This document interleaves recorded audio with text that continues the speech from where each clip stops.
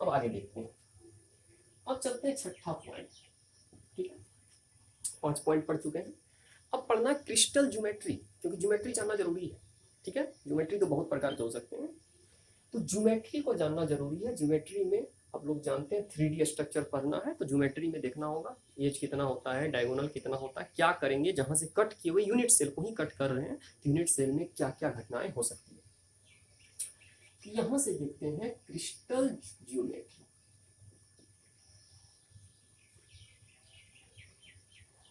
तो crystal geometry, ठीक है, क्रिस्टल ज्योमेट्री देखते हैं। अब बात आया क्रिस्टल ज्योमेट्री, जब देखिएगा तो जनरली हम लोग क्यूब लेके चलेंगे, क्योंकि क्यूब में आसानी से आप किसी भी चीज को कैलकुलेट कर सकते हैं।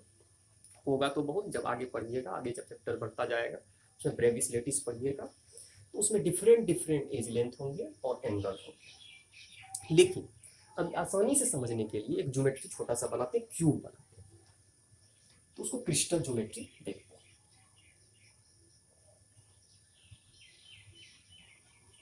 तो क्रिस्टल ज्योमेट्री को देखना, ठीक है।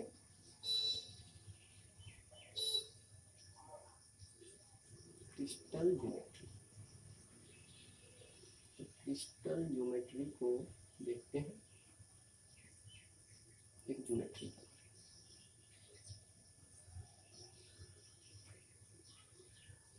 ठीक है, आसानी से इसमें आप बता सकते हैं कि कौन सा स्ट्रक्चर है।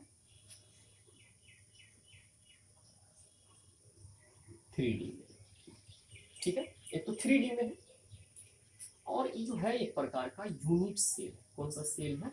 Unit cell. बहुत सारा यूनिट सेल होते हैं। तो ज्योमेट्री यूनिट सेल जो आप कट किए थे, हम बोले थे जब भी आप लोग स्टडी करिएगा यूनिट सेल के बारे में ही करना है। एक सेप बनाए, सेप बहुत प्रकार का होता है, जनरली बना दिए, बस इसमें सीखना है क्या क्या हो सकता है।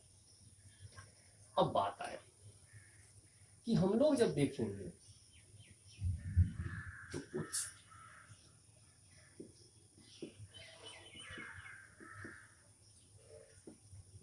ठीक है,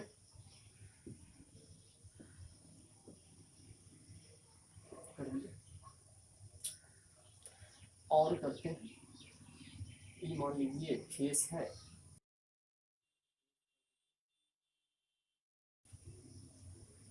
यहाँ 2 फेस होगा, कोई दिक्कत नहीं है। क्यों? एक आगे वाला फेस और एक पीछे वाला फेस, तो इसको बोलिएगा एज। कोई दिक्कत नहीं है। एज होता है जिस घर में आप बैठे हुए हैं, चारों साइड देखिए एज है, एज पर ही दीवार टिका हुआ है, तो एज किसी भी क्यूब में हो। तो जब भी आप इसको क्रिस्टल ज्योमेट्री को जब भी आप लोग देखेंगे, तो हमेशा मान के चलना है। क्या मान के चलना है? कि आप एक घर में बैठे हुए हैं, और घर के बारे में अगर आप सोचिएगा तो आप क्रिस्टल ज्योमेट्री के बारे में आसानी से बता पाइएगा। देखते हैं क्रिस्टल ज्योमेट्री। अब देखना क्या है, यूनिट सेल है, एज हो गया आपका, यहाँ वाला हो गया फेस, ठीक है, फेस हो गया, बीच में बॉडी सेंटर भी होगा, तो बॉडी भी लिखते हैं बाद बाकी। इसको मान लीजिए कॉर्नर हो गया, कॉर्नर हो गया। बॉडी तो जानते हैं एक ही होता है, बॉडी एक से ज्यादा नहीं होगा। अब बात आया इसमें देखते हैं नंबर, एज कितना होगा, तो यहां से देखते हैं नंबर ऑफ कॉर्नर। तो सबसे पहले हमको देखना है नंबर ऑफ कॉर्नर, कितने नंबर ऑफ कॉर्नर।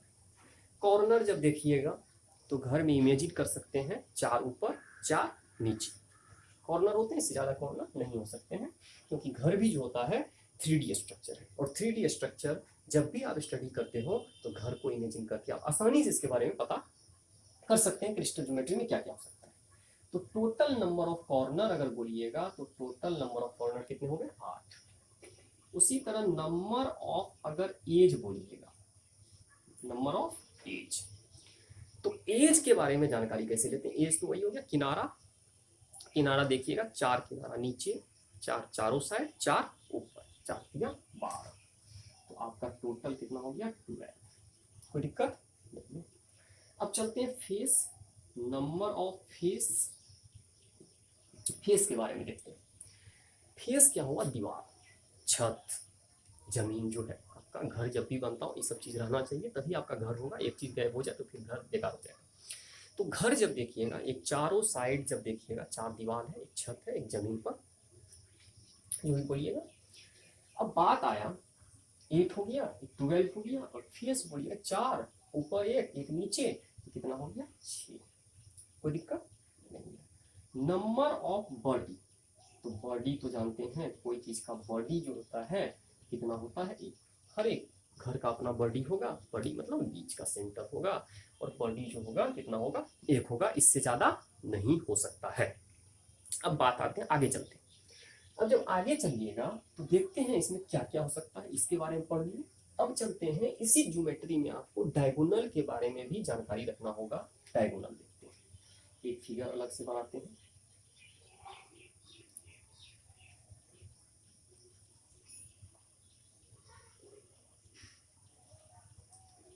आसानी से समझ सकते हैं, इसमें कोई दिक्कत नहीं होना चाहिए। जिसको भी दिक्कत हो फिर से पूछ सकते हैं, कॉन्टैक्ट नंबर है, व्हाट्सएप पे मैसेज कर सकते हैं आसानी से, जहां भी दिक्कत हो आसानी से पूछ सकते हैं। अब चलते हैं, देखते हैं इसको। अगर हम देखेंगे, कहीं से भी देखिए, एक कोना को दूसरे कोना से मिलाते हैं,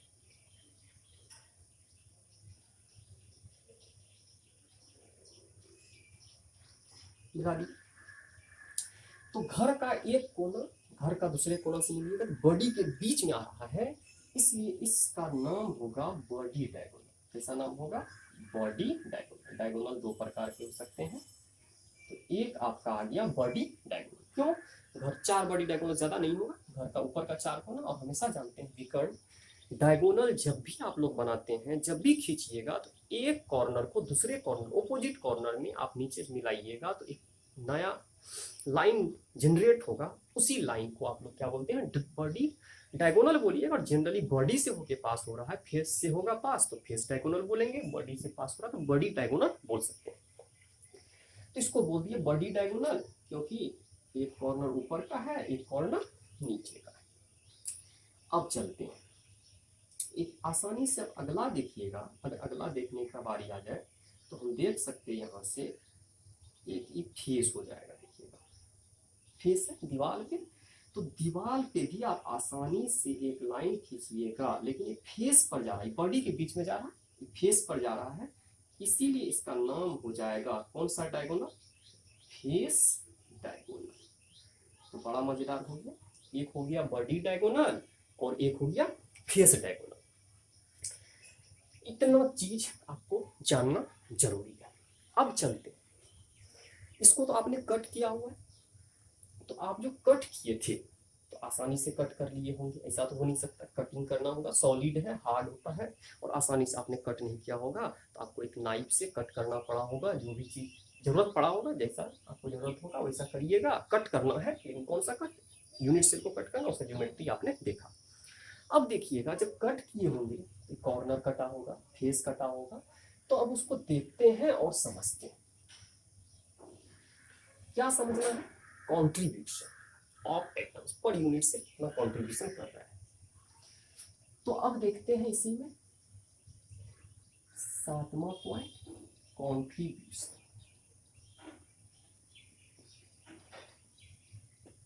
कॉन्ट्रीब्यूशन में कितना हिस्सा ले रहा है, कॉमन कितना, कॉन्ट्रीब्यूशन ऑफ एटम्स। तो एटम्स का कितना कंट्रीब्यूशन है, ठीक है। तो अब बात आया कंट्रीब्यूशन, अगर आप देखिएगा, साझेदारी देखिएगा कितना का होगा, वो आपको देखना पड़ेगा। चलते हैं, तो याद रखना है क्या, जब भी कंट्रीब्यूशन आप दिमाग इमेजिन करिएगा, तो आप समझिएगा 8 घर कम से कम होना, 4 घर नीचे, 4 घर ऊपर छत पे होगा, ठीक है। फ्लोर, एक फर्स्ट फ्लोर जो होगा, एक ग्राउंड फ्लोर हो गया, 4 घर, 4 एक साइड में, इधर होगा, इधर होगा, और एक 4 ऊपर। देखते हैं, अब देखना क्या है कि हमको, जब आपको पता है कॉर्नर भी होते हैं, फेस भी होते हैं, सबका अपना अपना कंट्रीब्यूशन होगा। तो कंट्रीब्यूशन जो होगा, तो कंट्रीब्यूशन में हम लोग देखेंगे, इसमें पहला जो देखते हैं, कॉर्नर के बारे में सोचते हैं। जब आप 8 घर ज्वाइंट कीजिएगा, 8 घर आपका ज्वाइंट होगा, 4 नीचे 4 ऊपर, तो देखिएगा एक कोना कितना कितना में कॉमन पड़ता है, तो 8 में कॉमन पड़ेगा, क्योंकि कोना देखिएगा, कोना से 4 घर नीचे होगा, 4 घर ऊपर होगा, तो उस कॉर्नर पे आप जब देखिएगा तो लगेगा कि 8 घर उस कॉर्नर पे जुड़ा हुआ है, तो कॉमन है। कितना घर में कॉमन है? जैसे आप 4 भाई हैं, जमीन है, जितना भी हो, तो उसको जब भी हिस्सा करिएगा, कितना पार्ट में हिस्सा होगा? 4। एक कॉमन पॉइंट आएगा, कॉर्नर आएगा, कॉर्नर में 4 जमीन हो जाएगा कि नहीं हो जाएगा? तो आसानी से आप समझ सकते हैं कि जब भी कंट्रीब्यूशन को देखना है तो कंट्रीब्यूशन में हमको देखना पड़ेगा कि कितना जो कट कर रहे हैं वो कितना पार्ट से कॉमन है, क्योंकि अनेकों यूनिट से वहां से काटा जा सकता है। आप तो एक के बारे में स्टडी कर रहे हैं, लेकिन एक के बारे में स्टडी कर तो रहे हैं, लेकिन ऐसा ऐसा बहुत सारा, ढेर सारा आप वहां से प्राप्त कर सकते हैं। क्या प्राप्त कर सकते हैं? यूनिट से। तो उसके बारे में तो अभी तक नहीं पता है। अब बात आए यूनिट से, तो यहां से हम जब देखेंगे ईच कॉर्नर, कितना कॉर्नर? बहुत सारा कॉर्नर है, कॉर्नर तो 8 होते हैं, तो ईच कॉर्नर एटम, ठीक है, प्रत्येक कॉर्नर एटम जो होगा इज कॉमन होगा। कॉमन मतलब साझा करेगा, कॉमन इन 8, ठीक है। तो याद रखिएगा जब आप कट करिएगा तो इमेजिन करके चलिएगा 8 घर है, 8 घर है, 4 नीचे 4 ऊपर, एक घर को वहां से निकाल रहे हैं, तो कॉमन पार्ट जो वहां से निकलेगा, कॉर्नर जो एक कॉर्नर ऐसा होगा जिस कॉर्नर को पकड़ बनाए हुए है 8 घर। इसका मतलब है कि वहां पर 8 घर का हिस्सा लगेगा, वहां जो भी एटम होंगे 8 से कॉमन है, इसलिए कितना पार्ट एटम का होगा? 1/8 part. So contribution of each corner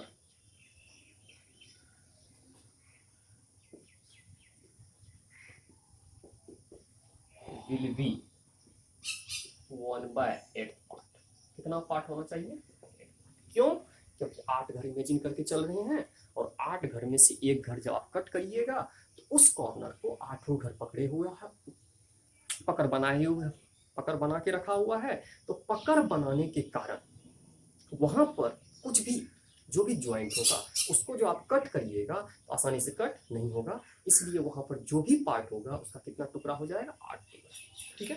देखते हैं अब दूसरा बात चलते हैं। तो अगर हमको नंबर ऑफ आइटम कॉर्नर का निकालना है तो हम आसानी से निकाल सकते हैं। टोटल कॉर्नर आपके हाथ में कितना है? 8 है, तो निकालते हैं number of atoms at corner. आसानी से निकाल सकते हैं। कैसे निकालिएगा? टोटल कॉर्नर कितना है? 8, और ईच का कितना? क्यूब से ढका हुआ, इसीलिए इसको कितना से भागा करिएगा? 1/8। तो आपका कितना एटम आ गया? 1 एटम। क्यों आया 1 एटम? पता चल गया क्यों? 8 हिस्सा प्रत्येक का, हम यहाँ लिख दिए ईच का, तो 8 कॉर्नर, 8 का 8 हिस्सा होगा, ठीक है। चलते हैं। वैसे भी देखे होंगे जब भी जमीन तमीन जो भी होता है हिस्सा जब भी करते हैं तो उसमें देखे होंगे आप आसानी से, क्या देखे होंगे? देखे होंगे कि जब भी हिस्सा लगता है हर एक जमीन का अपना अपना हिस्सा लगेगा। ऐसा नहीं है एक जमीन बांट दी दूसरा जमीन कैसे, सबका हिस्सा लगाना होगा। इसीलिए 8 कॉर्नर है तो 8 का हिस्सा लगेगा।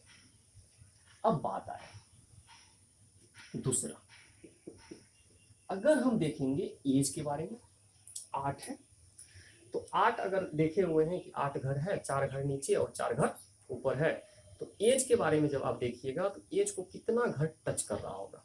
तो 4, 2 नीचे 2 ऊपर कर रहा होगा। तो हम आसानी से बता सकते हैं किसी भी एज पर 4 घर से ज्यादा नहीं हो सकता है। तो हम आसानी से यहां से बता सकते हैं ईच एज